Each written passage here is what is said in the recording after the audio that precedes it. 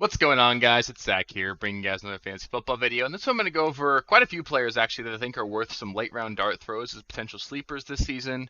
It's getting kind of to that point in fantasy where, we talk about sleepers, and there really aren't too many players that people haven't heard of. So really it's just about finding guys that are going really late in drafts that I think people are pretty significantly undervaluing. I'll try and bring up some guys that maybe you haven't heard of because it all depends on how deep your league is as well. I want to make sure that I can talk about guys that are actually worth drafting depending on any league size. But I love talking about these guys. All these guys are going to have obviously pretty low hit rates. I'm not expecting them to perform at a super high level, and that's why they're being drafted super late. But if you can draft one or two that ends up hitting, they're guys that really make a huge difference for you in your leagues. Guys like, I don't know, Christian Watson super late in drafts last season. I can't think of any other examples off the top of my head right now, but guys like that you get super late and don't really need to perform early on in the season, and guys that just really come out of the gates and make your team a whole lot better, and you didn't really have to spend anything on them. So sleepers are certainly one of the best ways to help make your team better. Takes a lot more luck, I guess, but it's really important that you guys know which guys are at least have that upside in the range of outcomes. It doesn't make sense to draft a guy that, okay, maybe he's a wide receiver 4 if everything breaks right for him. You want to draft guys that have legitimate upside to crack your starting lineups and guys that I think have legitimate shot of making your team better. So I'll try and talk about those guys.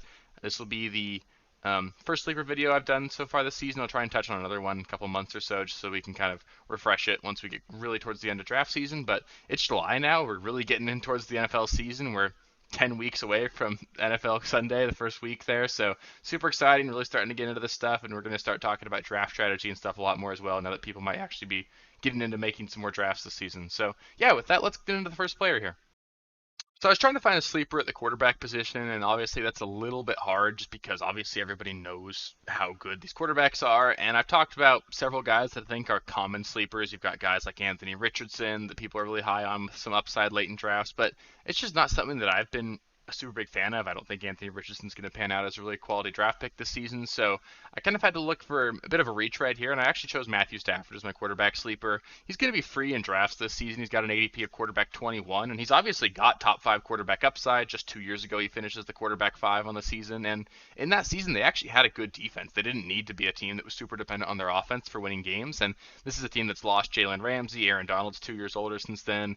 They lost plenty of other defensive pieces on that team as well, so this is going to be a team where if they want to be competitive, which I still think they maybe could be this season just because they've got Sean McVay, Cooper Kupp, Matthew Stafford, Cam Akers is all right. They've got Aaron Donald still. There's plenty of weapons on this team to make them a decent enough team that's going to win some games this year. And when they do that, it's going to be because of this offense. And I think we could pretty realistically just throw out last season. They spent a lot of money on Allen Robinson. That obviously didn't work. He's out of town this year. They had injuries to Cooper Kupp, Matthew Stafford. Cam Akers was a really slow starter last season. So I think it's wouldn't be outrageous at all to see this team be a team that's almost right back to as good as they were in 2021. I think that they've still got plenty of weapons to be a really good offense. They've got obviously Cooper Kupp. They've got Van Jefferson, who I'll actually talk about later. They've got fifth round rookie Puka Nacua, and they've got Ben Skoranek. They've got Tyler Higbee, who's okay at tight end. They've got Cam Akers, who's a good running back as well. So they're going to be plenty good, and I think that Stafford's going to be out that you can plug and play on a weekly basis if you need to. I wouldn't feel comfortable leaving a draft with him as my only quarterback, but I think he's got that legitimate upside to put some really high-end numbers again this season. Obviously, he's thrown plenty of interceptions in his career, but that's just going to make him an even more high-volume passer this season because they're just going to they're going to have to be a team that lives or dies by how well he performs on a week-to-week basis. So if you draft Stafford as your QB2 after taking a safer guy, if you want to take a Kirk Cousins, Matthew Stafford approach at the end of your draft or something like that, then I think you'll be okay there, and there's still plenty of upside. So Stafford's a guy that's free, and if you wait on quarterback, I don't mind drafting him at all. Up next, I've got Marvin Mims. He's got second round draft capital this season. He was drafted by the Denver Broncos in the second round, and he's just an extremely explosive athlete. He's really great downfield, making vertical plays. He's also really great with the ball in his hands after the catch. I'd expect the Broncos to use him on special teams early on in the season. He's going to return kicks and punts for them, I would imagine.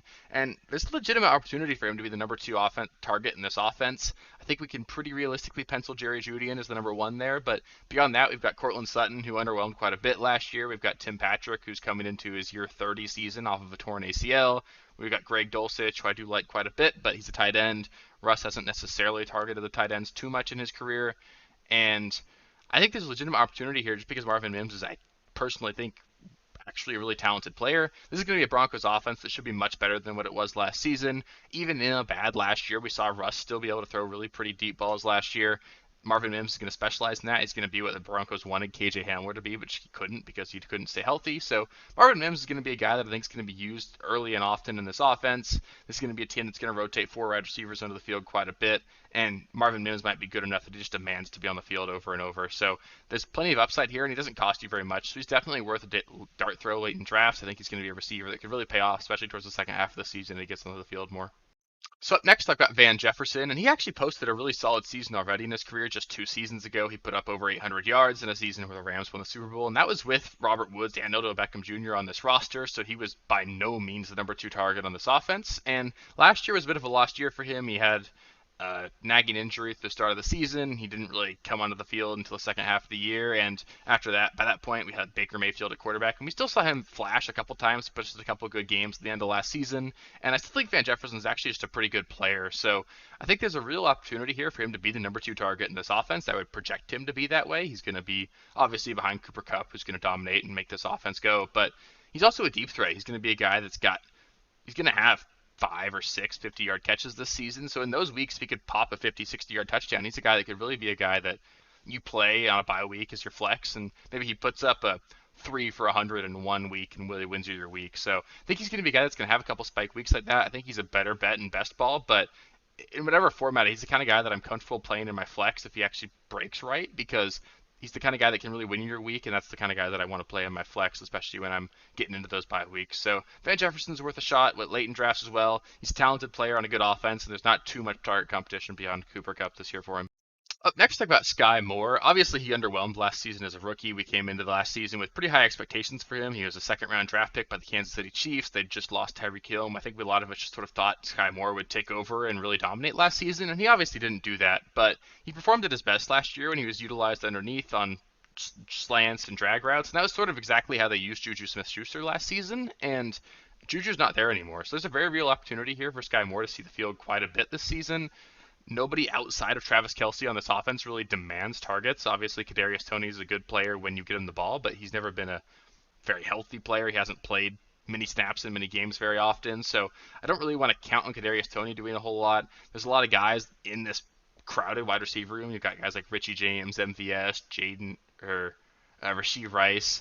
Nobody that really demands targets and has really earned it. So there's a real opportunity here for somebody to step up and be this number 1 wide receiver for this team. I think Sky Moore is the most likely to do that, actually. I'm projecting Kadarius Toney for the most points on this offense just because I think he's going to be scripted touches. He's going to do a lot with the ball in his hands after the catch. But Sky Moore is a guy that I think has a more legitimate route to being the more consistent player in this offense. I think he's also it's okay that he didn't have a great rookie year. It's always difficult for players to adjust to the NFL. They adjust at different times. And Sky Moore's, I still think, a really good player. If he could become a more athletic and more efficient version of what Juju was last season, because I think we can all agree Juju is not a very athletic or special player last year, and he still finished the wide receiver 27 in fantasy. And if Sky Moore can just be a better version of that, he'd be an absolute steal in drafts. And I think that's actually quite possible. So I've been drafting Sky Moore quite a bit late in drafts, and I think you should too. I think he's just worth the dart throw because he's free, and there's obvious upside just being tied to Patrick Mahomes in this offense. So trying to go a little bit deeper here, I'm going to bring up Deontay Hardy. He's always been a really explosive player. He's a wide receiver now. He's been signed by the Buffalo Bills this offseason. He spent most of his career with the New Orleans Saints before that. In 2021, he actually broke out a little bit. He ranked in the top 6 in yards per route run and yards after the catch per reception in 2021. He had a couple big kickoff return touchdowns as well for that team. He's going to be a player that's just a really explosive boomer bust player. I'd expect him to be in on special teams for the Bills and maybe work in 3 or 4 wide receiver sets for them. But they made it a priority to go get him. He was one of their earliest signings in the offseason. They gave him decent money. He got 2 years, $13.5 million. And we saw what Gabe Davis could do as a number 2 option for this offense last season. He just really didn't ever step up. So behind Stephon Diggs, there's nobody that's really put a stranglehold on that offense as being the clear number 2 target.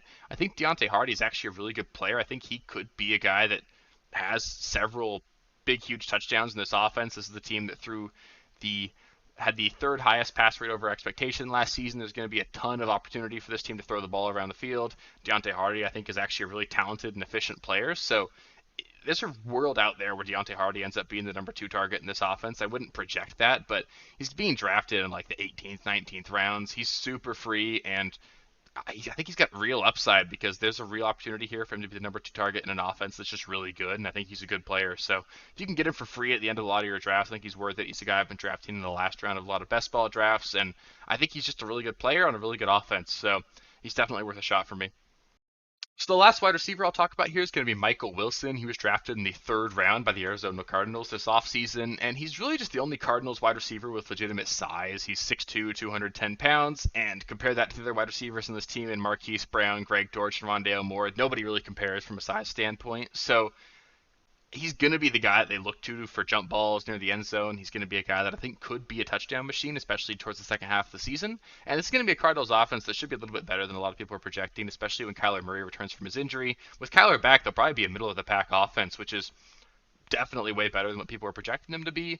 And Wilson's going to be on the field for them. They're going to have Wilson and Marquise Brown on the outsides with Rondale Moore in the middle. They'll probably have Trey McBride at tight end, and then James Conner on the field at running back. So I'd expect them to run a lot of three wide receiver sets. Michael Wilson will be on the field for those. And I just think he's a good player. He's got really quality metrics in terms of separation on routes run. I think he's actually a good player. He wasn't somebody I really had heard of much before the NFL draft, but I had to look into him more after he was drafted so high by the Cardinals. And I think they actually made a decent pick. Matt Harmon over at Perception Reception. He's a guy that I look at often. You can go take a look at him as well. I think he's just he likes Michael Wilson. I like him too. He's going to be a good player. This is going to be an offense that's obviously going to struggle. He's probably the number three target behind Marquise Brown and Rondale Moore. But if he could be a guy that ends up being the number two behind Marquise Brown and ends up getting a lot of those touchdowns, I think there's legit upside for him. And he's also just free in drafts. So he's a guy I've been taking on occasion. You can get him super late, and towards the second half of the season, he could break out a bit when Kyler gets back. So moving on to the running back position here, I've got Chase Brown as the first guy. He was the only running back that the Bengals added this offseason after losing Samaje Perine to the Denver Broncos and having plenty of legal troubles surrounding Joe Mixon. Mixon's still at risk of a suspension or potentially even being released by the Bengals. They've been very non-committal towards their commitment to keeping him on the roster. Obviously, I think they're going to be keeping Joe Mixon this season. They're kind of stuck with him at this point. They can't do much about the contract. He's the only guy they got right now, so Mixon will be on the roster at the start of the season, but the Bengals are by no means in love with the production of Mixon. They're just stuck with that contract. We saw Samaje Perine outsnap Joe Mixon 43-24 in the AFC Championship game last season, so if that doesn't say that they don't trust Joe Mixon, I don't know what does, because they were more than willing to let Samaje Perine leave this offseason. He didn't sign a huge deal, so they very much could have done what they wanted to keep Samaje Perine. And I actually like the talent of Chase Brown quite a bit. He's a really quality pass protector. He's good in the receiving game as well, and I think he's just a more explosive athlete than Joe Mixon. And I would honestly expect him to get the third down work in this offense, even if Joe Mixon remains on the team. So I think he could have some flex upside if you need him to, especially in PPR formats. And if anything were to happen to Joe Mixon, Chase Brown would be the number one running back in a really good offense. So he's got legitimate league-winning upside, especially if something happens to Joe Mixon. And I think he's still got flex appeal in some weeks if nothing does. So I like Chase Brown a lot. I'm getting him a lot, and I think he's just going to be a really solid player this season. And obviously, the sky's the limit if something happens to Joe Mixon. The second running back I'll bring up here is Rashad Penny. He's going a little bit earlier than a lot of the guys I've been talking about here, but I just wanted to bring him up because I think he's also a guy that's got a path to being a running back one without even an injury needing to happen. He's been extremely productive over the last two seasons when he's been healthy. He's averaged 6.3 and 6.1 yards per carry, which is just insane. That's extremely efficient. He signed a one-year prove-it deal with the Eagles this offseason, and the Eagles' offensive line is a huge improvement from what he's dealt with earlier in his career. So getting a guy that's averaging over 6 yards per carry on a better offensive line, I think that's really scary for a lot of the NFL defenses. And I think a lot of people are worried about DeAndre Swift. DeAndre Swift's being drafted higher in drafts this season, but DeAndre Swift was traded to the Eagles for a fourth-round draft pick. They didn't invest very heavily in him. Rashad Penny actually has better draft capital than DeAndre Swift. Penny was a first-round pick. DeAndre Swift was a second-round pick. They're both really good players when they're healthy, and I think that this is going to be a team that on first and second down and in the goal line, we're going to see Rashad Penny on the field. DeAndre Swift will get the third down work and the 2-minute drill work, but Miles Sanders didn't catch many passes last season. We saw Kenneth Gainwell get that work. Miles Sanders had very little involvement in the receiving game at all, and he still posted an RB11 finish on the season. Obviously, it was a little up and down because not catching many passes does certainly lower your floor, but Rashad Penny's going to be a guy that could very easily have a couple weeks this season where he has 20 carries for 160 yards and 2 touchdowns, and then you don't even need to catch passes if you do that. So Rashad Penny's got very real boom potential every single week, especially on this offense. they're not going to be looking to stop Rashad Penny, because why would you do that when you've got Jalen Hurts, Devonta Smith, A.J. Brown, and Dallas Goedert on the field? He's a good enough player that he's going to be really explosive, and there's legitimate double-digit touchdown upside for him. If things break right and he is healthy all season and he gets that first and second and goal line work, he's going to be a top 15, top 20 running back this season, and you don't have to pay that at all. He's got an ADP of RB38. We saw what Sanders could do last season. If Rashad Penny's healthy, I don't think there's any reason to think that he can't do what Sanders did last year. So he's got legitimate running back one upside. He's being drafted outside the top 36. So he's worth a flyer, especially if he's your RB3 or 4. You don't need him to perform because obviously injury is a huge risk for him. So the last running back we'll talk about here is Devon Akers. He's another guy who's being drafted a little bit higher than some of the guys I've been talking about. He's got an ADP of RB39, but he's just a guy that I actually really like the talent of. He's very undersized for typical running backs in the NFL. I don't expect him to get a ton of work just from a total touches standpoint, but he's going to be super efficient. He's an extremely explosive athlete. He really fits what this Dolphins offense wants to do extremely well. He's going to be a guy that's going to have several just 50-yard runs this season. He's super athletic in open space. He's going to be a guy that they're going to get on the outside and just see what he can do with the ball in his hands. And I mean, I think he's just going to be everything that the Dolphins signed Chase Edmonds to be last season, but even better. He's a much better player than Chase Edmonds. He's going to get that third down work. He's going to get some of those home run hitting kind of style runs given to him. And obviously volume is going to be a concern. He's not going to be a guy that I think you'll be able to rely on a week in and week out basis, but I think that there's going to be plenty of weekly upside for Devon Akers and what should be a really good offense, and he's going to be a really good player. And the two guys ahead of him, and Jeff Wilson and Raheem Mostert, they haven't exactly stayed healthy very much in their careers as well. So if something were to happen to either of those two guys, then they'd be forced to give Devon Akers that work. And if that were to happen, then Devon Akers getting 15, 20 touches in a game. Obviously, I don't know how well he'd hold up there, but for the weeks he'd be healthy, he's going to be super efficient, catch a lot of passes, and be a part of a good offense. So Akers is definitely worth being drafted where he is. There's legitimate top 24 upside for him, and if something happens to the other running backs, then the sky's the limit there. Obviously, if something happens after this and Dalvin Cook goes to the Dolphins, it does throw some cold water on this a bit. I still think Akers would get the third down work, but I don't think that the upside would be nearly there if Dalvin Cook's there. And last, I'll bring up my one tight end sleeper here. I've got Gerald Everett as a guy that I've been targeting really late in drafts. He's being drafted as the tight end 18, so he's basically going undrafted in your standard 10, 12 team redraft leagues, and he's going to be a relevant part of an extremely potent and pass-heavy offense. I think he's just a really good player as well. I've seen him perform very, very well with the ball in his hands in open space. He breaks a ton of tackles. He's just a really athletic player, and he's got legitimate double-digit touchdown upside this season. I think there's a world that exists where Justin Herbert throws 40, 50 touchdowns this season, and if that happens, then you're going to want every single piece of this offense you can get. And he's going to catch plenty of passes. We've seen Kellen Moore, who's now the offensive coordinator of the Chargers, utilize the tight end quite a bit. Dalton Schultz has been a very relevant member of the Dallas Cowboys for the last couple of years, and Gerald Everett's just a much better player than Dalton Schultz, in my opinion. So if you wait on tight end, I think Gerald Everett's got legitimate top 5 upside if things break right for this Chargers offense, and I would be more than comfortable going into week 1 with him as my starting tight end if I wait on the position. And you're not going to have any competition getting him there either because he's being drafted super late. You can be the last team in your draft to take a tight end and still get Gerald Everett. So I love Gerald Everett, the upside. He's going to be super good. I've projected him to be a top 13 tight end so far this season. So I still think it's going to be hard for him to be a very consistent player just because I obviously have to project things reasonably and assume that he's going to be the number 4 target in this offense and assume that okay, Herbert's not going to throw for 5,500 yards and 50 touchdowns, but that could happen. And if it does, then Everett's got legitimate top 5 tight end upside, and the sky's the limit for him in this offense. So I love drafting Everett late in drafts. So that'll do it for the sleeper video. I hope you guys found some names, maybe some that you hadn't really heard of much. And if you have anybody that I didn't touch on that you wanted me to bring up, let me know in the comments. I'm happy to give you my opinion on those guys as well. If you didn't agree with any of my guys, let me know. I love going back and forth with you guys on this stuff. Up next, I'll be doing a couple of draft strategy videos. I'll talk about how you can approach strategies like robust RB, zero RB, hero RB. Talk about the implications of taking quarterbacks early, tight ends early, things you should do with early and late draft picks, and I'll try and do some auction stuff as well because you guys have really seemed to love that in years past. So love doing this stuff. Been super fun putting these videos out for you guys. If this is your first time on the channel, thank you so much for stopping by. I hope you got something out of it. If you did, please do subscribe to the channel. You can click the bells to get more notifications when I put new videos out. Again, if you liked the video, which I hope you did, if you made it this far, please take a minute to like the video. It really helps with the algorithm. Really hoping to grow the channel. We're at like 343 subscribers right now. We're trying to shoot up to 1,000 as soon as we can. So let's see what we can do there. Thank you guys so much for all the support, and I'll catch you next time.